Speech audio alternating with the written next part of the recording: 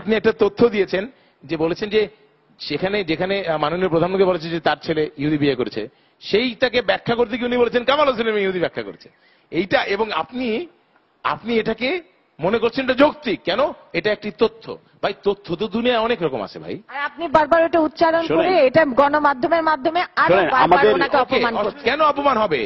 যদি ডক্টর কামাল হোসেনের মেয়ে, আমি বলি আমি একটু হালকা করে বক্তব্য চেষ্টা করতেন, আমরা সাম্প্রদায়িক না হই, আমাদের সব ধর্মের সবার প্রতি শ্রদ্ধা আছে। যদি ডক্টর কামাল হোসেনের মেয়ে একজন ইহুদিকে বিয়ে করে থাকে, সেটা জনগণ শুনে খারাপ কিছু হবে না।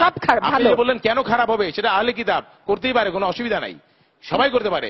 আমাদের আমাদের আমাদের সজীব ওয়াজিদ জয় তিনিও খ্রিস্টান বিয়ে করতে পারেন, কোনো সমস্যা নাই, আমার জন্য কোনো সমস্যা নাই। কিন্তু প্রশ্ন মানুষ করতেই পারে, কেননা আমার বঙ্গবন্ধু স্বাধীন বাংলাদেশের স্থপতি, জাতির জনক, হাজার বছরের শ্রেষ্ঠ বাঙালি, বারবার যে উপাখ্যানগুলো দিচ্ছেন, সেই বঙ্গবন্ধু দৌহিত্র, বঙ্গবন্ধুর রক্ত যা শরীরে, 16 কোটি মানুষের মধ্যে একজন মহিলা খুঁজে পেলেন না যাকে ভালোবাসা যায়, যাকে বিয়ে করা যায়। মানুষের আমার কাছে কোনো ব্যাপার না। এটা আপনি বলাতে আমি খুবই দুঃখ পেলাম।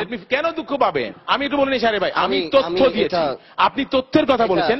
তথ্য তো আসলে বিয়ে করেছে, তা অসুবিধা কি আছে? এইটাকে বরং মাননীয় প্রধানমন্ত্রী বলা উচিত ছিল যে এমন কি পরিস্থিতি হয়েছে যে 94 সালে যেটা বাস্তব ছিল আজকে সেটা অবাস্তব।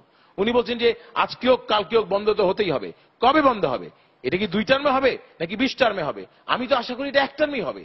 কিন্তু তার আগে রাজনৈতিক নেতৃবৃন্দ সেই দায়িত্বশীলতার পরিচয় দিতে পারবেন কিনা, সেই বিশ্বাসের জায়গা সৃষ্টি করতে পারবেন কিনা, সেটাই বলে দিবে যে তত্ত্বাবধায়ক সরকার ব্যবস্থা কবে বাতিল হবে। এর আগ পর্যন্ত তত্ত্বাবধায়ক সরকার ব্যবস্থা যারাই বাতিল করতে যাবে তারা আসলে ক্ষমতাকে কুক্ষিগত করতে চায়, কিয়ামত পর্যন্ত ক্ষমতায় থাকতে চায়, সেটাই একমাত্র। আমি শেষ